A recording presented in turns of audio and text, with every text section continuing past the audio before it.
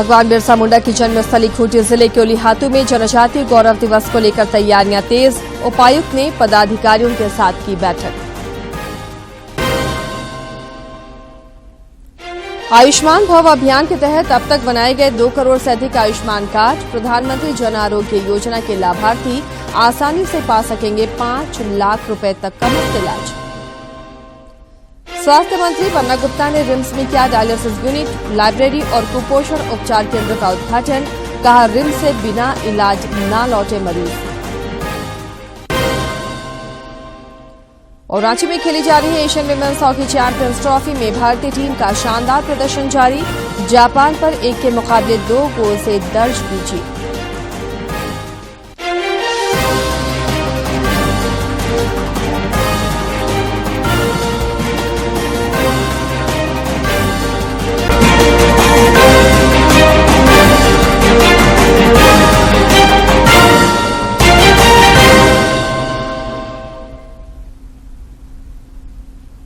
नमस्कार, खबरें झारखंड में आपका स्वागत है। मैं हूं आसिया नाजली और अब समाचारों पर नजर डालते हैं विस्तार से।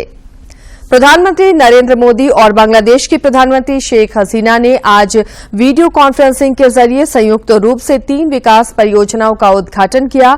इनमें अखोरा अगरतला सीमा पार रेल संपर्क, खुलना मोंगला बंदरगाह रेल लाइन और मैत्री सुपर थर्मल पावर प्लांट की दूसरी यूनिट शामिल है।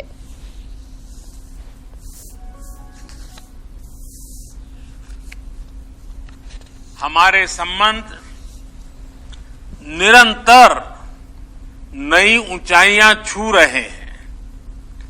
पिछले 9 वर्षों में हमने मिलकर जितना काम किया है, इतना काम कई दशकों में भी नहीं हुआ था।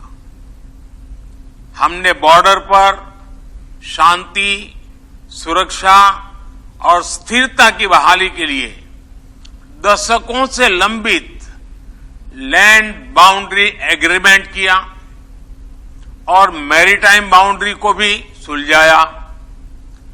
दोनों देशों के लोगों की साझा अपेक्षाओं और आकांक्षाओं पूरा करने के लिए हमने इंफ्रास्ट्रक्चर और कनेक्टिविटी के विकास पर विशेष बल दिया।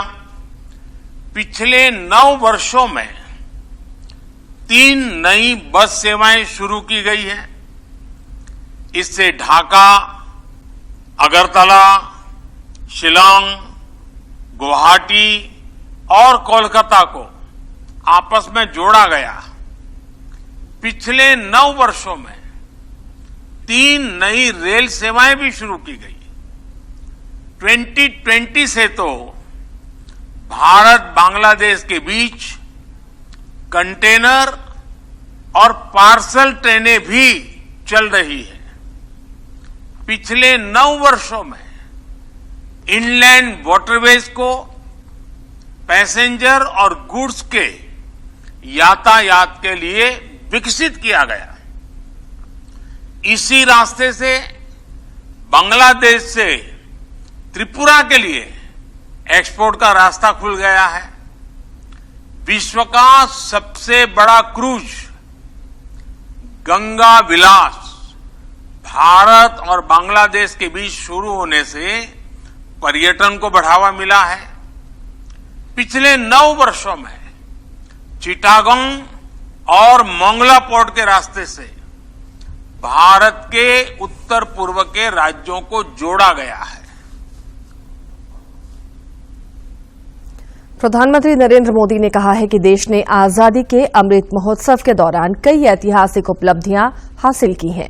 कल नई दिल्ली में कर्तव्य पथ पर मेरी माटी मेरा देश अभियान की अमृत कलश यात्रा के समापन के अवसर पर श्री मोदी ने कहा कि यह अभियान राष्ट्र को आगे बढ़ाने में देश की सामूहिक भावना की शक्ति को दर्शाता है। इस दौरान उन्होंने लोगों से 2047 तक भारत को विकसित राष्ट्र बनाने की दिशा में अमृत काल की यात्रा शुरू करने का आग्रह किया।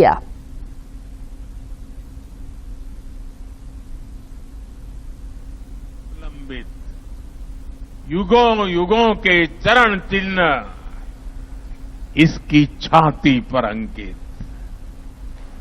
बड़ी बड़ी महान सभ्यताएं समाप्त हो गई, लेकिन भारत की मिट्टी वो चेतना है, भारत की मिट्टी में वो प्राण शक्ति है जिसने इस राष्ट्र को अनादिकाल से आज तक बचाकर रखा है। चंदन से भी प्रिय ऐसी रज को प्रधानमंत्री ने माथे से लगाया। राष्ट्र की एकता, समरसता और बलिदानी वीरों के प्रति सम्मान के लिए प्रधानमंत्री नरेंद्र मोदी ने मेरी माटी मेरा देश अभियान का आह्वान किया था। देश के कोने कोने से आई मिट्टी कर्तव्य पथ पर आकर एक हो गई। नए संकल्प, नए सपनों की बनने वाली अमृत वाटिका में इसी मिट्टी में विकसित भारत के बीज अंकुरित होंगे।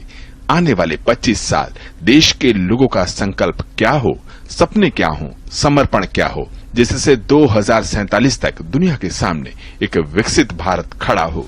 प्रधानमंत्री ने कर्तव्य पथ पर पंच प्राण की शपथ ली। हम शपथ लेते हैं कि भारत को 2047 तक आत्मनिर्भर और विकसित राष्ट्र बनाने के सपने को साकार करेंगे। मेरा युवा भारत पोर्टल माय भारत का भी प्रधानमंत्री ने शुभारंभ किया। ये युवाओं को राष्ट्र निर्माण के कार्यक्रमों से सीधे तौर पर जोड़ेगा, साथ ही उनकी आकांक्षाओं को पूरा करने वाला होगा। ये एक ऐसा एकीकृत पोर्टल है जो आधुनिक तकनीक से लैस युवाओं को प्रोग्राम और उनकी रुचियों को नया आकार देगा। ये उनके कौशल और सामर्थ्य को निखारेगा और देश के युवाओं को आपस में जोड़ेगा भी। अंतः अस्ति प्रारंभ, यानी जहां से अंत होता है वहीं से कुछ नए की शुरुआत भी होती है। अमृत महोत्सव के समापन के साथ ही आज मेरा युवा भारत संगठन माय भारत, इसका शुभारंभ हो रहा है। माय भारत भारत की युवा शक्ति का उद्घोष है। ये देश के हर युवा को एक मंच, एक प्लेटफॉर्म पर लाने का बहुत बड़ा माध्यम बनेगा। ये देश के युवाओं की राष्ट्र निर्माण में अधिक से अधिक भागीदारी सुनिश्चित करेगा। आजादी के अमृत महोत्सव के दौरान सर्वश्रेष्ठ प्रदर्शन करने वाले राज्य और केंद्र शासित प्रदेशों में जम्मू कश्मीर को पहला पुरस्कार, गुजरात को दूसरा और हरियाणा व राजस्थान को तीसरा स्थान का पुरस्कार मिला।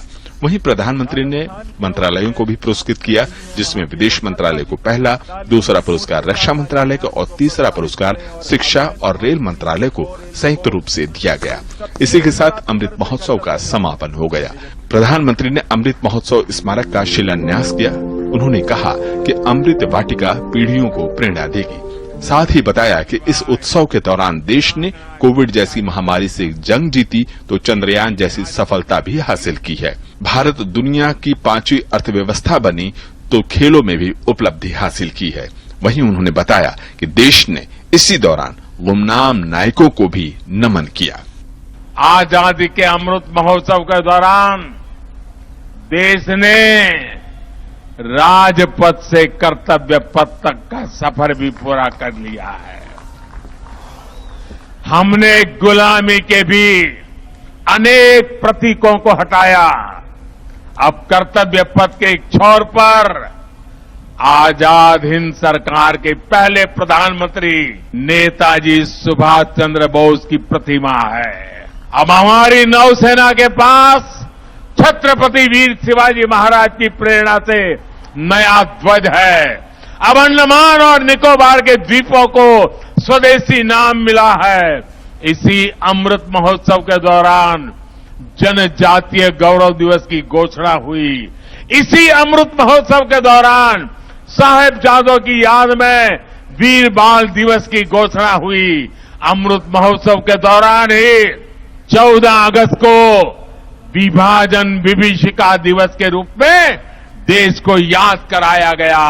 प्रधानमंत्री ने आजादी के साझा संकल्पों को पूरा करने के लिए देशवासियों का आह्वान किया। उन्होंने राष्ट्र की एकता, अखंडता और संप्रभुता को बनाए रखने के लिए समर्पित रहने और देश की गौरवमय विरासत के साथ विकास की गति को आगे ले जाने के लिए भी संकल्प लेने की प्रेरणा दी। शैलेंद्र मिश्र के साथ ब्यूरो रिपोर्ट, डीडी न्यूज। भगवान बिरसा मुंडा की जन्मस्थली खूंटी जिले के ओलिहातू में जनजातीय गौरव दिवस को लेकर तैयारियां की जा रही हैं। जिले के उपायुक्त लोकेश मिश्रा की अध्यक्षता में कल जिले के विभिन्न विभागों के पदाधिकारियों के साथ बिरसा परिसर में बैठक हुई। बैठक में ओलिहातू के सौंदर्यीकरण को लेकर सभी विभागों को एक्शन प्लान के तहत कार्य पूर्ण करने का निर्देश दिया गया। इस दौरान उपायुक्त ने कहा कि भगवान बिरसा मुंडा की जन्मस्थली ओलिहातू को पर्यटन केंद्र के रूप में विकसित करने की योजना है। कार्य हो रहे हैं, उनकी गति लगातार बनाए रखें, स्वयं विजिट करें, प्रत्येक हाउस होल्ड में जो भी लाभ पहुंचाया जा सकता है उसको पहुंचाएं। साथ ही जो विकास कार्य वहां पर चल रहे हैं उसमें तेजी लाएं। कुछ महत्वपूर्ण एक महत्वाकांक्षी योजनाएं चल रही हैं उसको ससमय पूरा करें, इसी के लिए व्यापक दिशा निर्देश दिए गए। भगवान बिरसा मुंडा की जयंती 15 नवंबर को लेकर खूंटी जिले के ओलिहातू में जोर शोर से तैयारियां की जा रही हैं। ओलिहातू में शहीद आवास ग्राम योजना का निर्माण कार्य चल रहा है। शौचालय की दीवारों को आकर्षक पेंटिंग के जरिए सजाया जा रहा है। वहीं हर घर नल जल योजना की पहुंच के लिए प्रत्येक घरों के अहाते में नल लगाए जा रहे हैं। ओलिहातू में सोलर संचालित पेयजल आपूर्ति के खराब होने के बाद इस बार बिजली से संचालित पेयजल उपलब्ध कराने का कार्य किया गया है। ओलिहातू गांव की तस्वीर बदलने के लिए अक्टूबर के प्रथम सप्ताह में लगातार विकास योजनाओं से संबंधित शिविर लगाकर जन कल्याणकारी योजनाओं का लाभ स्थानीय लोगों को दिया गया। अवसर है और जिला प्रशासन ने इस कार्यक्रम को पूरे उत्साह के साथ आयोजित करने के लिए तैयारी कर रहा है। वहाँ के स्थानीय लोगों की भी यही मांग है, जनप्रतिनिधियों की भी यही इच्छा है कि एक बड़े स्तर का आयोजन किया जाए। तो उसी के सिलसिले में हम लोग तैयारियां भी कर रहे हैं, लेकिन सबसे प्राथमिक बात यह है कि वहाँ के लोगों को जो बेसिक मूलभूत सुविधाएं हैं उसको उपलब्ध कराने के लिए कार्य किया जा रहा है और सरकारी योजनाओं का लाभ देने के लिए कार्य किया जा रहा है।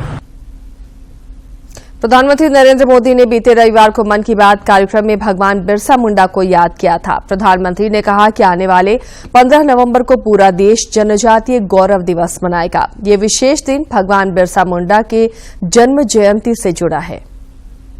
सन 1875 झारखंड के ओलिहातू की धरती पर अंग्रेजों के विरुद्ध उलगुलान क्रांति का बिगुल फूंकने वाले बिरसा मुंडा का जन्म हुआ था। जनमानस में धरती आबा के रूप में विराजमान भगवान बिरसा मुंडा ने 25 वर्ष की अल्पायु में ही ब्रिटिश औपनिवेशिक सत्ता के खिलाफ जिस क्रांति का आगाज किया, उसकी धमक आज भी देश के जनजातीय समाज में, खास तौर पर छोटा नागपुर के इलाके में सुनाई पड़ती है। बिरसा मुंडा ने न केवल आजादी की लड़ाई में योगदान दिया था, बल्कि उन्होंने आदिवासी समुदाय के उत्थान के लिए भी कई कार्य किए थे। आदिवासियों के भगवान माने जाने वाले बिरसा मुंडा की संघर्ष की शुरुआत चाईबासा में हुई थी, जहां उन्होंने 1886 से 1890 तक 4 वर्ष बिताए। वहीं से अंग्रेजों के खिलाफ एक आदिवासी आंदोलन की शुरुआत हुई। यह वह दौर था जब उनके आदिवासी क्षेत्र में सरदार आंदोलन चल रहा था, जो भूमिज मुंडा सरदारों के नेतृत्व में लड़ा जा रहा था। बिरसा ने वनवासियों को उनके ही जंगल से वंचित किए जाने के विरोध में इस आंदोलन में शामिल होने का फैसला किया। 1894 में सरदारी लड़ाई मजबूत नेतृत्व की कमी के कारण सफल नहीं हुआ, लेकिन यहीं से बिरसा मुंडा का उदय होने लगा। उन्होंने वनवासियों को अपने आदिवासी धर्म की ओर लौटने को प्रेरित किया और लोगों के बीच उनकी एक संत के जैसी छवि बनने लगी। उन्होंने लोगों को अंग्रेजों के खिलाफ खड़े होने के लिए प्रेरित किया। साहूकारों से अपनी जमीन को फिर से पाने के लिए मुंडा समुदाय के लोगों ने आंदोलन की शुरुआत की और इसे ही उलगुलान का नाम दिया था। बिरसा मुंडा ने लोगों से ईसाई धर्म छोड़कर एक ही भगवान को मानने को कहा।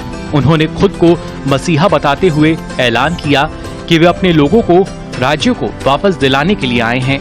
उन्होंने विक्टोरिया रानी का राज खत्म होने का ऐलान किया और मुंडा राज शुरू होने की घोषणा की। मुंडा उन्हें धरती आबा कहने लगे थे। उन्होंने अंग्रेजों को कमजोर करने के लिए उन्हें कोई टैक्स ना देने की अपील की थी। इसी बीच 2 साल के लिए बिरसा मुंडा को अंग्रेजों ने गिरफ्तार कर लिया। जेल से रिहा होने के बाद उन्होंने अंग्रेजों के खिलाफ आंदोलन करने के लिए अपने लोगों के साथ गुप्त बैठकें शुरू कर दी थीं। सन 1900 आते आते बिरसा का संघर्ष छोटा नागपुर के 550 वर्ग किलोमीटर इलाके में फैल चुका था। सन 1899 में उन्होंने अंग्रेजों के खिलाफ संघर्ष को और अधिक मजबूत कर लिया था। धीरे धीरे यह अंग्रेजों और मुंडा आदिवासियों के बीच सीधी लड़ाई होती गई। उनके सिर पर 500 रुपए का इनाम रखा गया। उस दौरान आदिवासी विद्रोह इतना बढ़ गया था कि रांची के जिला कलेक्टर को सेना की मदद मांगने के लिए मजबूर होना पड़ा था। डोमबारी पहाड़ी पर सेना और आदिवासियों की भिड़ंत हुई थी, जिसमें 400 आदिवासी मारे गए थे। लेकिन अंग्रेज पुलिस ने सिर्फ 11 लोगों के मारे जाने की पुष्टि की थी। अंग्रेजों के खिलाफ आदिवासियों के बढ़ते विरोध के चलते अंग्रेजों को अपनी सरकार गिरने का डर सताने लगा था। अंग्रेजों ने उन्हें रोकने के लिए गिरफ्तारी वारंट निकाला, जिसके चलते 3 मार्च साल 1900 में उन्हें गिरफ्तार कर लिया गया। उन पर और उनके साथियों पर मुकदमा चलाया गया, लेकिन 9 जून 1900 को उनकी मृत्यु हो गई। बताया जाता है कि उन्हें अंग्रेजों ने जहर दे दिया था। उनके बाद आंदोलन तो दब गया, लेकिन 1908 में कानून बन गया कि आदिवासियों से जमीन नहीं ली जाएगी। Bureau report, DD news. Jharkhand विधानसभा के आंतरिक संसाधन और केंद्रीय सहायता समिति के सभापति डॉक्टर इरफान अंसारी ने कल बोकारो में समीक्षा बैठक की। इस दौरान उन्होंने जिले में चल रही राज्य और केंद्रीय योजनाओं पर खर्च की जा रही राशि की समीक्षा की। इस दौरान उन्होंने अभियंताओं को समय पर योजनाओं के लिए दी गई राशि को खर्च कर कार्य पूरा करने का निर्देश दिया।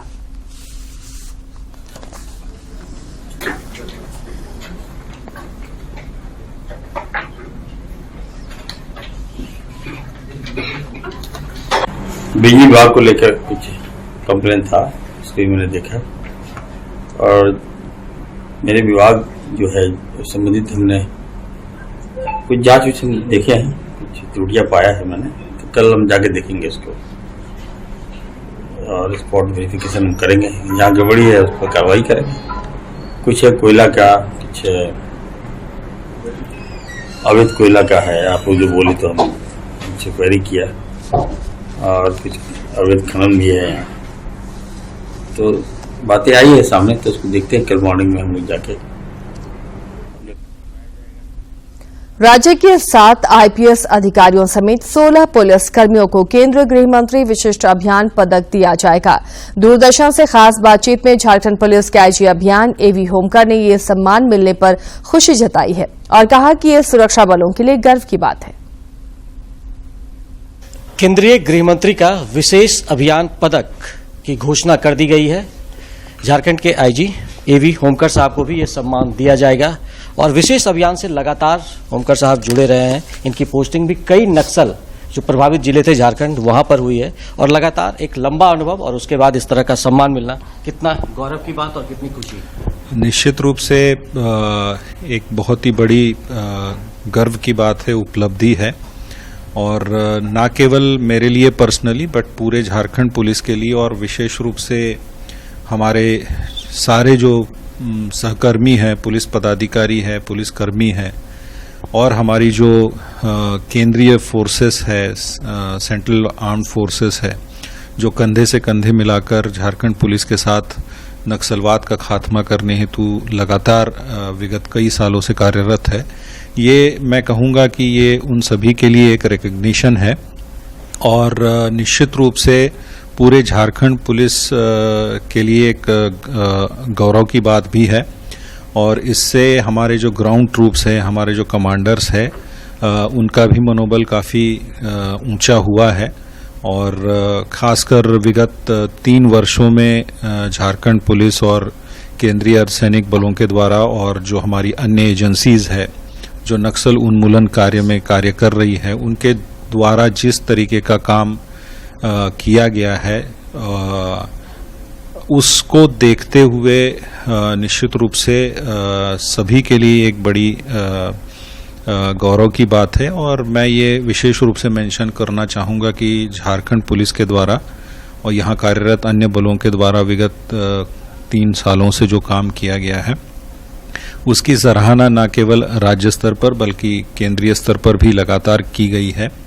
नक्सल जो है वो अपनी अंतिम और आखिरी सांसें गिन रहा है और लगातार जो कैंपेन चल रहा है और एक वेल अप्रोच के तहत केंद्रीय जो बल हैं उनके साथ मिलकर झारखंड पुलिस ने जिस तरीके से ऑपरेशन चलाया है वो झारखंड में नक्सल का खात्मा इस साल के आखिर तक होने की उम्मीद रख रहे हैं। होमकर साहब से आखिरी सम्मान कि किस तरीके से आपने जो डेडिकेट किया ये सम्मान कि जिन लोगों जो शहीद हो गए इस ऑपरेशन के दौरान और जिन लोगों ने मुश्किल से मुश्किल दौर में भी जाकर वहां पर मुकाबला किया और नक्सलियों को खत्म करने की कोशिश की, आप लोगों ने एक वेल अप्रोच के तहत ये मुकाम और ये अभियान चलाया। उम्मीद करें कि इस साल झारखंड नक्सल मुक्त हो जाएगा।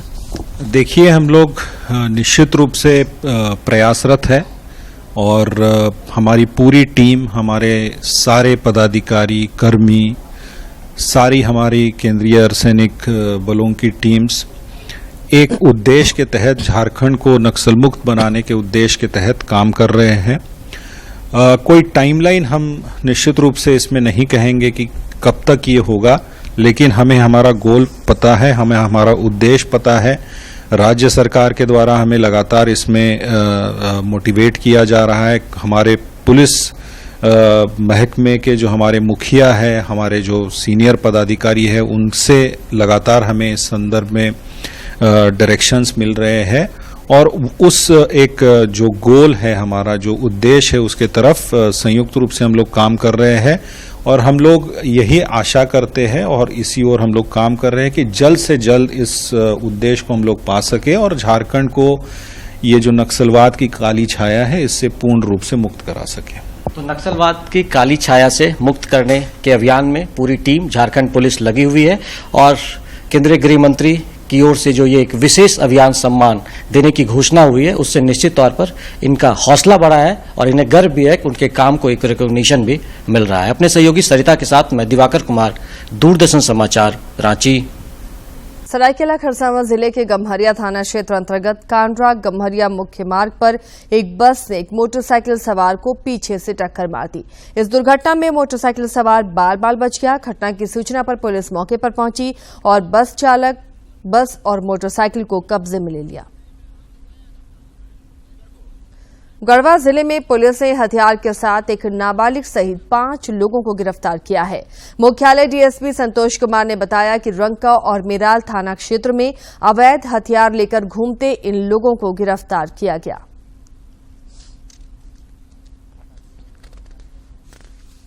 लोहरदगा जिले में जल छाजन परियोजना के प्रचार प्रसार और क्षमता संवर्धन कार्यशाला सह क्षेत्र भ्रमण कार्यक्रम का आयोजन किया गया। 2 दिवसीय इस कार्यक्रम का उद्घाटन जिला परिषद अध्यक्ष रीना कुमारी और जिला कृषि पदाधिकारी शिव पूजन राम ने किया। कार्यक्रम के दौरान प्रधानमंत्री किसान कृषि सिंचाई योजना के बारे में किसानों को आवश्यक जानकारी दी गई।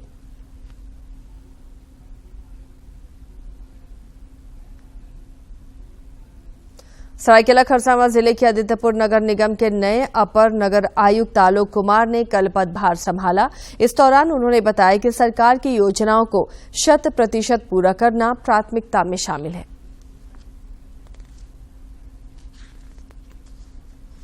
झारखंड समेत देश भर में आयुष्मान भव अभियान के तहत अब तक 2 करोड़ से अधिक आयुष्मान कार्ड बनाए गए हैं।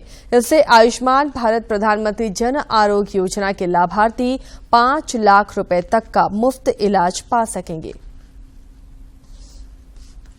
स्वास्थ्य मंत्री बन्ना गुप्ता ने रिम्स में पीपीपी मोड पर संचालित डायलिसिस यूनिट, लाइब्रेरी और अप रेफरल कुपोषण उपचार केंद्र का कल उद्घाटन किया। इसके अलावा yellow fever vaccination centre, trauma और रेडियोलॉजी सेंटर के बाहर मरीजों और उनके परिजनों के लिए बने विश्राम केंद्र का भी उद्घाटन किया।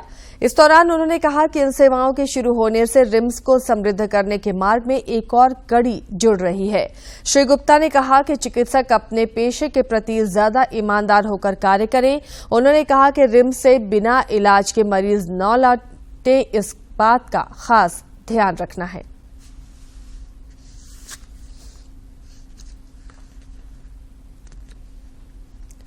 विशेष स्वच्छता अभियान 3.0 के तहत झारखंड में केंद्रीय कार्यालयों ने साफ सफाई और सौंदर्यीकरण में नजीर पेश की है। इसी कड़ी में कोल इंडिया लिमिटेड की अनुषंगी इकाई CMPDI का धनबाद स्थित क्षेत्रीय संस्थान 2 ने अपने कार्यस्थल परिसर की साफ सफाई के साथ ही उन्हें हरा भरा रखने का सफल प्रयास किया है। 2 ने अपने ट्रांजिट हाउस परिसर को सर्कुलर पार्क के रूप में विकसित किया है। संस्थान के क्षेत्रीय निदेशक राजीव कुमार सिन्हा कहते हैं कि इस नेचुरल पार्क का इस्तेमाल अधिकारी और कर्मचारी अपने को फिट रखने के लिए कर सकेंगे। यहाँ पर RA2 के द्वारा स्पेशल कैंपेन 3 के तहत सर्कुलर पाथ में नेचुरल ट्रैक तैयार किया गया है। इससे RA2 के एम्प्लॉय नेचुरोपैथी के द्वारा लाभान्वित होंगे। संस्थान के महाप्रबंधक माइनिंग RN सिंह बताते हैं कि इस बदलाव से पहले यह परिसर केवल ट्रांजिट हाउस के रूप में प्रयोग किया जाता था और आसपास झाड़ियां उगी हुई थी। स्वास्थ्य को देखते हुए अपने कर्मचारियों के एक सर्कुलर पाथ जो है विकसित किया गया है। यह सर्कुलर पाथ विभिन्न सेक्टरों में है, जैसे मिट्टी है, कंकड़ है, बम्बू है, ग्रास है। विभागाध्यक्ष वित्त DK तिवारी कहते हैं कि CMPDI के क्षेत्रीय संस्थान 2 में स्वच्छता अभियान का प्रभावी क्रियान्वयन किया गया है और ट्रांजिट हाउस को बेहतर तरीके से सुधारा गया है। ये जो बना है सर्कुलर, ये नेचुरोपैथी से जुड़ने का एक तरीका है। कार्मिक प्रबंधक श्रीमती जौली भट्टाचार्य ट्रांजिट हाउस को पार्क के रूप में विकसित किए जाने से बेहद उत्साहित हैं। वे कहती हैं कि यहाँ टहलने वाली राह पर मिट्टी, बालू, कंकड़, बांस जैसे प्राकृतिक चीजों का इस्तेमाल किया गया है। साथ ही विश्राम करने के लिए शेड भी बनाए गए हैं। और ये हम लोग का इसके साथ ही इस बुलेटिन में फिलहाल इतना ही, लेकिन चलते चलते नजर डालेंगे इस वक्त की सुर्खियों पर। भगवान बिरसा मुंडा की जन्मस्थली खूंटी जिले के उलीहातू में जनजातीय गौरव दिवस को लेकर तैयारियां तेज। उपायुक्त ने पदाधिकारियों के साथ की बैठक। आयुष्मान भव अभियान के तहत अब तक बनाए गए 2 करोड़ से अधिक आयुष्मान कार्ड। प्रधानमंत्री जन आरोग्य योजना के लाभार्थी आसानी से पा सकेंगे 5 लाख रुपए तक का मुफ्त इलाज। स्वास्थ्य मंत्री पन्ना गुप्ता ने रिम्स में किया डायलिसिस यूनिट, लाइब्रेरी और कुपोषण उपचार केंद्र का उद्घाटन। कहा, रिम्स से बिना इलाज न लौटे मरीज। और रांची में खेली जा रही है Asian women's hockey champions trophy में भारतीय टीम का शानदार प्रदर्शन जारी। जापान पर 1 के मुकाबले 2 गोल से दर्ज की जीत।